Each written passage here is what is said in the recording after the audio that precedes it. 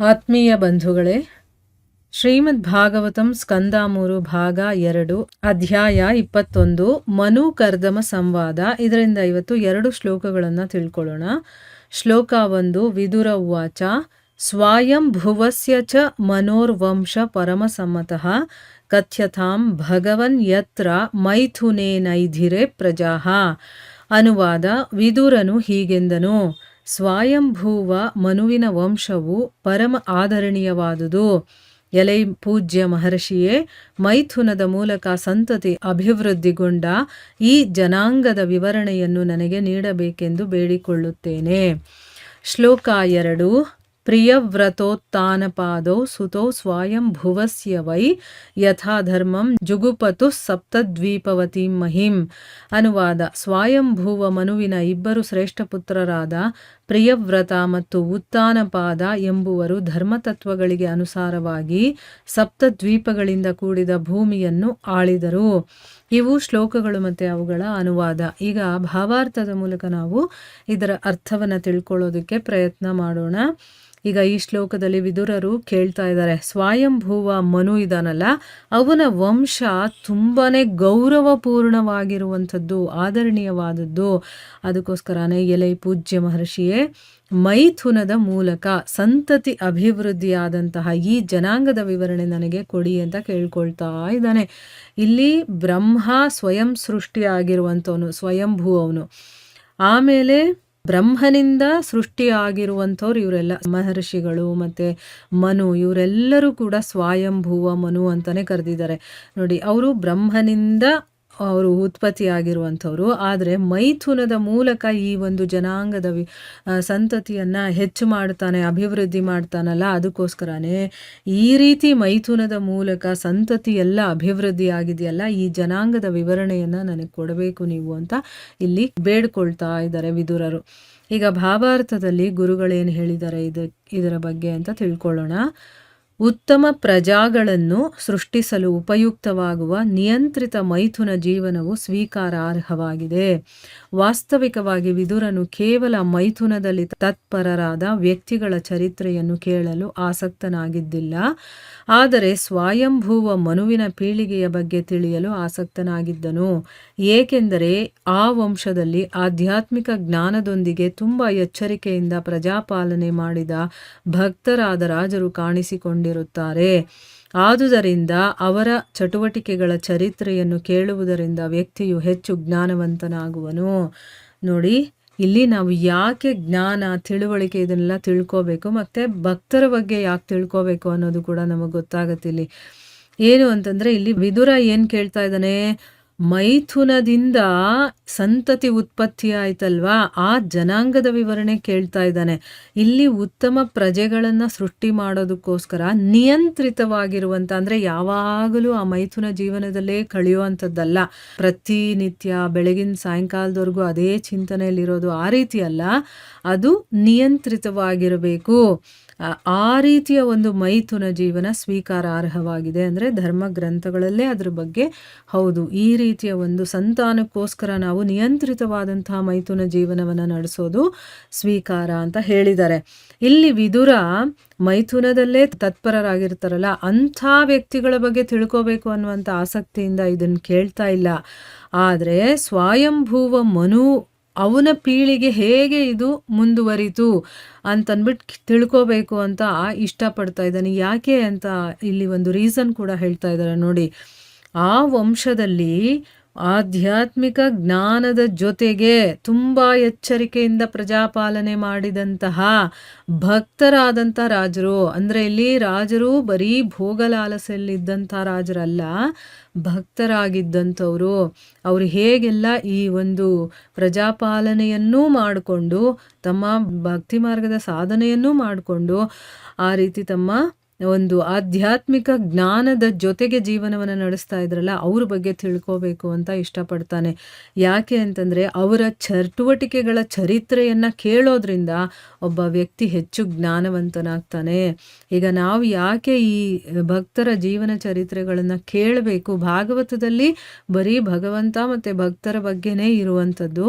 ಅದನ್ನು ಯಾಕೆ ಕೇಳಬೇಕು ಅಂತಂದರೆ ನಮ್ಮ ಜ್ಞಾನ ವೃದ್ಧಿ ಆಗುತ್ತೆ, ಅದಕ್ಕೋಸ್ಕರನೇ. ಈ ಸಂಬಂಧದಲ್ಲಿ ಪ್ರಯೋಗಿಸಲಾದ ಒಂದು ಮುಖ್ಯ ಶಬ್ದವು ಪರಮಸಮ್ಮತಃ ಎಂಬುದು ಸ್ವಯಂಭುವ ಮನುವಿನಿಂದ ಮತ್ತು ಆತನ ಮಕ್ಕಳಿಂದ ಉತ್ಪನ್ನವಾದ ಪೀಳಿಗೆಯು ಮಹಾ ಅಧಿಕಾರಿಗಳಿಂದ ಮಾನ್ಯವಾದುದೆಂಬುದನ್ನು ಅದು ಸೂಚಿಸುತ್ತದೆ. ಬೇರೆ ಮಾತಿನಲ್ಲಿ ಹೇಳುವುದಾದರೆ, ಮಾದರಿಯಾದ ಪ್ರಜಾಸೃಷ್ಟಿಯಾಗಿ ಮೈಥುನದ ಬದುಕು ಎಲ್ಲ ಋಷಿಗಳಿಗೂ ವೇದಶಾಸ್ತ್ರಗಳಿಗೂ ಸಮ್ಮತವಾದುದು. ಅಂದರೆ ಏನು, ಇಲ್ಲಿ ಒಂದು ಶಬ್ದ ಬಂದಿದೆ ಪರಮಸಮ್ಮತಃ ಅಂತಂದ್ಬಿಟ್ಟು, ಅದು ತುಂಬ ಮುಖ್ಯವಾಗಿರುವಂಥ ಒಂದು ಶಬ್ದ ಅಂತ ಹೇಳ್ತಾ ಇದ್ದಾರೆ. ಈಗ ಮನುವಿನಿಂದ ಮತ್ತು ಅವನ ಮಕ್ಕಳಿನಿಂದ ಈಗ ಮುಂದುವರಿತಾ ಹೋಯ್ತಲ್ಲ ಪೀಳಿಗೆ, ಅದು ಅಧಿಕಾರಿಗಳಿಂದ ಮಾನ್ಯವಾಗಿದೆ ಅಂತ ಸೂಚಿಸ್ತಾರೆ. ಅಂದರೆ ಇದಕ್ಕೆ ಒಪ್ಪಿಗೆ ಇದೆ ಅಂತಂದ್ಬಿಟ್ಟು. ಅಂದರೆ ಅರ್ಥ ಏನು, ಈಗ ಮಾದರಿಯಾಗಿರುವಂತಹ ಪ್ರಜಾಸೃಷ್ಟಿಗೋಸ್ಕರ ಅಂದರೆ ಅವರು ನೋಡಿದಾಗ ಅದು ಬೇರೆಯವರಿಗೆ ಅದು ಪ್ರಭಾವವನ್ನು ಬೀರಬೇಕು. ಆ ರೀತಿ ಒಂದು ಮಾದರಿಯಾದಂತಹ ಪ್ರಜಾಸೃಷ್ಟಿಗೋಸ್ಕರ ಮೈಥುನದ ಬದುಕನ್ನು ಎಲ್ಲ ಋಷಿಗಳು ಮತ್ತು ವೇದಶಾಸ್ತ್ರಗಳು ಕೂಡ ಅದಕ್ಕೆ ಒಪ್ಪಿಗೆಯನ್ನು ಕೊಟ್ಟಿದೆ. ಹೌದು, ಒಳ್ಳೆ ಸಂತಾನದ ಉತ್ಪತ್ತಿಗೋಸ್ಕರ ಮೈಥುನದ ಬದುಕನ್ನು ನಾವು ಜೀವಿಸೋದು ಒಳ್ಳೆಯದು ಅಂತಲೇ ಹೇಳಿದ್ದಾರೆ ಅಂತಂದ್ಬಿಟ್ಟು ಅರ್ಥ ಆಯಿತಾ. ನಮ್ಮ ಒಂದು ಭೋಗವನ್ನು ಭೋಗಿಸ್ಕೊಳ್ಳೋದಕ್ಕೆ ಅಥವಾ ನನ್ನ ಆಸೆಯನ್ನು ತೀರಿಸ್ಕೊಳ್ಳೋದಕ್ಕೆ ನಾವು ಮೈಥುನದ ಬದುಕನ್ನು ಲೀಡ್ ಮಾಡಬಾರ್ದು. ನಮಗೊಂದು ಒಳ್ಳೆ ಸಂತಾನ ಬೇಕು, ಒಂದು ಮಾದರಿಯಾಗಿರುವಂಥ ಪ್ರಜೆಗಳನ್ನು ನಾವು ಸೃಷ್ಟಿ ಮಾಡಬೇಕು ಅನ್ನೋದಕ್ಕೋಸ್ಕರ ಈ ಮೈಥುನದ ಬದುಕು ಇದ್ದರೆ ಅದಕ್ಕೆ ಋಷಿಗಳು ಸಮ್ಮತವನ್ನು ಕೊಟ್ಟಿದ್ದಾರೆ, ವೇದಶಾಸ್ತ್ರಗಳು ಕೂಡ ಸಮ್ಮತಿಯನ್ನು ಕೊಟ್ಟಿದ್ದಾರೆ ಅಂತ ಇದರ ಅರ್ಥ.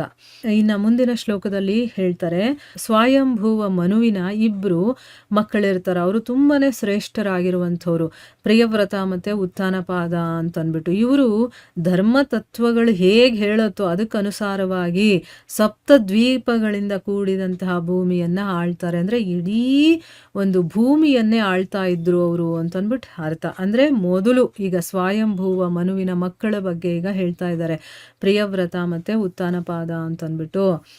ಈಗ ಭಾವಾರ್ಥದಲ್ಲಿ ಗುರುಗಳು ಇದರ ಬಗ್ಗೆ ಏನು ಹೇಳಿದ್ದಾರೆ ಅಂತ ತಿಳ್ಕೊಳ್ಳೋಣ.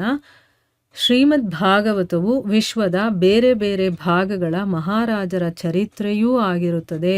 ಈ ಶ್ಲೋಕದಲ್ಲಿ ಸ್ವಯಂಭುವನ ಮಕ್ಕಳಾದ ಪ್ರಿಯವ್ರತನ ಮತ್ತು ಉತ್ಥಾನಪಾದದ ಹೆಸರುಗಳನ್ನು ಹೇಳಲಾಗಿದೆ. ಅವರು ಸಪ್ತದ್ವೀಪಗಳಾಗಿ ವಿಭಾಗವಾಗಿರುವ ಈ ಭೂಮಿಯನ್ನು ಆಳಿದರು. ಅಂದರೆ ಶ್ರೀಮದ್ ಭಾಗವತ ಅನ್ನೋದು ಈ ಒಂದು ವಿಶ್ವದ ಬೇರೆ ಬೇರೆ ಭಾಗಗಳ ಮಹಾರಾಜರ ಚರಿತ್ರೆ ಕೂಡ ಆಗಿರುತ್ತೆ. ಅಂದರೆ ಭಾಗವತದಲ್ಲಿ ಒಳ್ಳೊಳ್ಳೆ ರಾಜರು ಇರ್ತಾರಲ್ಲ ಬೇರೆ ಬೇರೆ ಬೇರೆ ಭಾಗಗಳಲ್ಲಿ, ಉತ್ತರ, ದಕ್ಷಿಣ, ಪೂರ್ವ, ಪಶ್ಚಿಮ ಅಂತ ಎಲ್ಲ ಭಾಗಗಳ ಮಹಾರಾಜರ ಚರಿತ್ರೆ ಕೂಡ ಆಗಿರುತ್ತೆ.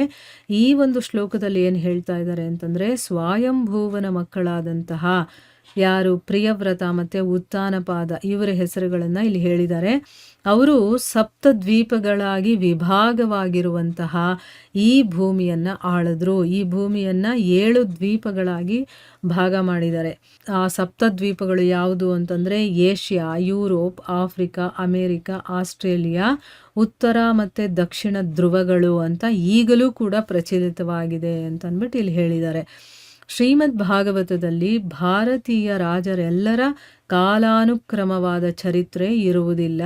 ಆದರೆ ಪ್ರಿಯವ್ರತ ಮತ್ತು ಉತ್ಥಾನಪಾದ ಹಾಗೂ ಶ್ರೀರಾಮಚಂದ್ರ ಮತ್ತು ಯುಧಿಷ್ಠಿರ ಮಹಾರಾಜರಂತಹ ಇತರ ಅನೇಕ ಅತ್ಯಂತ ಪ್ರಮುಖ ರಾಜರ ಕೃತ್ಯಗಳು ಅದರಲ್ಲಿ ಲಿಖಿತವಾಗಿವೆ. ಏಕೆಂದರೆ ಅಂತಹ ಪುಣ್ಯಶಾಲಿ ರಾಜರ ಕಾರ್ಯಗಳು ಶ್ರವಣ ಯೋಗ್ಯವಾಗಿವೆ. ಅವರ ಚರಿತ್ರೆಗಳನ್ನು ಅಭ್ಯಾಸ ಮಾಡುವುದರಿಂದ ಜನರು ಪ್ರಯೋಜನ ಪಡೆಯಬಹುದು. ಇಲ್ಲಿ ಗುರುಗಳು ಏನು ಹೇಳ್ತಾ ಇದ್ದಾರೆ ಅಂತಂದರೆ, ಶ್ರೀಮದ್ ಭಾಗವತದಲ್ಲಿ ರಾಜರ ಬಗ್ಗೆ ಹೇಳಿದ್ದಾರೆ, ಬೇರೆ ಬೇರೆ ಭಾಗದ ರಾಜರ ಬಗ್ಗೆ ಅಂತ ಹೇಳಿದಾರಲ್ಲ. ಆದರೆ ಭಾರತೀಯರ ರಾಜರು ಎಲ್ಲರೂ ಕೂಡ ಕಾಲಾನುಕ್ರಮದಲ್ಲಿ, ಅಂದರೆ ಒಬ್ಬರಾದ್ಮೇಲೆ ಬರ್ತಾರಲ್ವ, ಎಲ್ಲರ ಚರಿತ್ರೆ ಇರೋದಿಲ್ಲ ಶ್ರೀಮದ್ ಭಾಗವತದಲ್ಲಿ. ಆದರೆ ಪ್ರಿಯವ್ರತ ಮತ್ತು ಉತ್ಥಾನಪಾದ, ಶ್ರೀರಾಮಚಂದ್ರ ಮತ್ತು ಯುಧಿಷ್ಠಿರ ಮಹಾರಾಜರಂತ ಇನ್ನು ಬೇಕಾದಷ್ಟು ಜನ ಪ್ರಮುಖ ರಾಜರ, ಅಂದರೆ ಅಲ್ಲಿ ಅವರಿಗೆ ಭಕ್ತಿ ಕೂಡ ಇರಬೇಕು, ಅದನ್ನು ಕೇಳಿದಾಗ ನಮಗೆ ಉಪಯೋಗ ಆಗಬೇಕು. ಆ ರೀತಿ ಒಳ್ಳೊಳ್ಳೆ ಕೆಲಸಗಳು ಏನು ಮಾಡಿದಾರೋ ಅದರ ಬಗ್ಗೆ ಮಾತ್ರ ಇಲ್ಲಿ ಹೇಳಿದ್ದಾರೆ ಅಂತ. ಎಲ್ಲ ಎಲ್ಲ ರಾಜರ ಬಗ್ಗೆನೂ ಹೇಳಿಲ್ಲ. ಮುಖ್ಯವಾಗಿ ಯಾರ್ಯಾರ ಬಗ್ಗೆ ಹೇಳಬಹುದೋ ಅಂಥವ್ರು. ಯಾಕೆ ಅಂತಂದರೆ ಅಂಥ ಪುಣ್ಯಶಾಲಿ ರಾಜರ ಕೆಲಸಗಳಿದೆಯಲ್ಲ, ಅದು ಶ್ರವಣಕ್ಕೆ ಯೋಗ್ಯವಾಗಿದೆ. ಕೆಲ್ಸಕ್ಕೆ ಬರದೇ ಇರೋದು, ಬರೀ ಭೋಗದಲ್ಲೇ ಇದ್ಕೊಂಡು ಹೋಗ್ತಾರಲ್ಲ, ಅಂಥ ರಾಜರ ಬಗ್ಗೆ ಕೇಳಿದಾಗ ನಮಗೇನೋ ಅದರಿಂದ ಉಪಯೋಗ ಆಗೋದಿಲ್ಲ. ಆ ರಾಜರ ಬಗ್ಗೆ ಕೇಳಿದಾಗ ನಮಗೇನೋ ಒಂದು ಉಪಯೋಗ ಆಗಬೇಕು. ಅದಕ್ಕೆ ಶ್ರವಣಕ್ಕೆ ಯೋಗ್ಯವಾಗಿರುವಂತಹ ಯಾರು ರಾಜರಿರ್ತಾರೋ, ಅಂಥ ಕೆಲಸಗಳನ್ನು ಮಾಡಿರ್ತಾರೋ ಅಂಥವ್ರ ಬಗ್ಗೆ ಮಾತ್ರ ಇದೆ. ಅವರ ಚರಿತ್ರೆಗಳನ್ನು ಅಭ್ಯಾಸ ಮಾಡೋದ್ರಿಂದ ನಮ್ಮಂಥ ಜನರು ಅದರಿಂದ ಪ್ರಯೋಜನವನ್ನು ಪಡ್ಕೊಳ್ಬಹುದು. ಅದಕ್ಕೋಸ್ಕರ ಶ್ರೀಮದ್ ಭಾಗವತ ಒಂದು ಭಕ್ತಿಯಿಂದ ತುಂಬಿರುವಂತಹ ಒಂದು ಗ್ರಂಥವಾದರೂ ಕೂಡ ಅದರಲ್ಲಿ ರಾಜರ ಉಲ್ಲೇಖಗಳು ಇದೆ. ಯಾಕೆ ಅಂತಂದರೆ ಅವರು ಕೂಡ ಭಕ್ತಿಯಿಂದ ಸಾಧನೆ ಮಾಡ್ತಾ ಮಾಡ್ತಾ ತಮ್ಮ ರಾಜ್ಯದ ಪರಿಪಾಲನೆಯನ್ನು ಮಾಡಿ ಒಳ್ಳೊಳ್ಳೆ ಕೆಲಸಗಳನ್ನು ಮಾಡಿದರೆ ಅದನ್ನು ಕೇಳೋದಕ್ಕೂ ಕೂಡ ಯೋಗ್ಯವಾಗಿದೆ. ಅದಕ್ಕೋಸ್ಕರ ಅಂಥವರ ಚರಿತ್ರೆಗಳನ್ನು ನಾವು ಅಭ್ಯಾಸ ಮಾಡಬೇಕು. ಅದರಿಂದ ನಮಗೆ ಉಪಯೋಗ ಕೂಡ ಆಗುತ್ತೆ ಅಂತ ಅಂದ್ಬಿಟ್ಟು ಇಲ್ಲಿ ಗುರುಗಳು ಹೇಳ್ತಾ ಇದ್ದಾರೆ. ಸೊ ಇಲ್ಲಿಗೆ ನಾವು ನಿಲ್ಲಿಸೋಣ. ಹರೇ ಕೃಷ್ಣ.